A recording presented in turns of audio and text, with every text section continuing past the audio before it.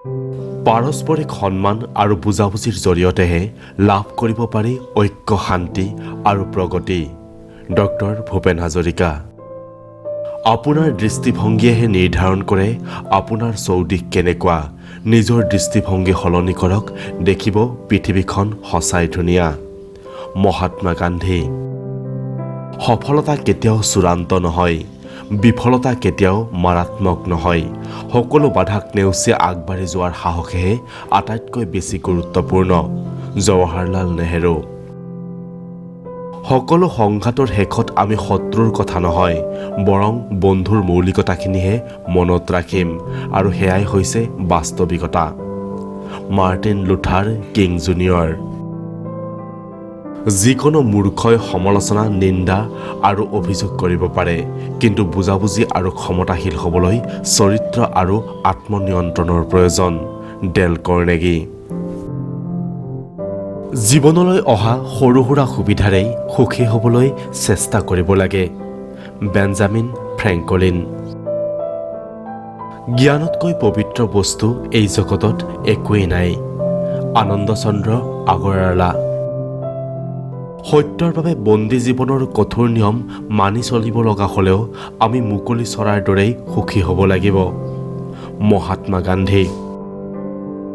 সময়েই হ'ল মানুহৰ আটাইতকৈ মূল্যৱান সম্পদ, কাৰণ সময় এবাৰ গ'লে কেতিয়াও ঘূৰি নাহে। Thomas Alva Edison. কৃতকাৰ্য হ'বলৈ হ'লে তোমাৰ ভীষণ অধ্যাৱসায় আৰু প্ৰবল ইচ্ছাশক্তি থাকিব লাগিব। স্বামী বিবেকানন্দ।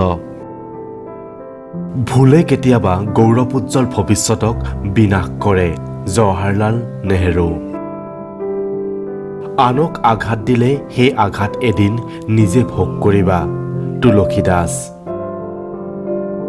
ভুল আঁতৰাই সত্য প্ৰতিষ্ঠা কৰাটোৱেই শিক্ষাৰ মূল লক্ষ্য। ছক্ৰেটিছ। জগতত জীয়াই থাকিবলৈ প্ৰেম আৰু সাহসৰ অতি প্ৰয়োজন। Abraham Lincoln. এজন বিশ্বাসী বন্ধু হৈছে জীৱনৰ মহৌষধ। তিৰুক কুৰাল। আমাৰ জীৱনত আটাইতকৈ গুৰুত্বপূৰ্ণ ঘটনাটো ঘটে তেতিয়া, যেতিয়া আমাৰ মনটোক জোকাই দিব পৰা এজন মানুহ লগ পাওঁ। এমাৰছন। ৰাজনীতি হ'ল ৰক্তপাত নকৰাকৈ কৰা যুদ্ধ, আৰু যুদ্ধ হ'ল ৰক্তপাত কৰা ৰাজনীতি। মাও ছেতুং। মানুহৰ মন পেৰাচুটৰ দৰেই, খোল খালেহে সি ক্ৰিয়াশীল হয়।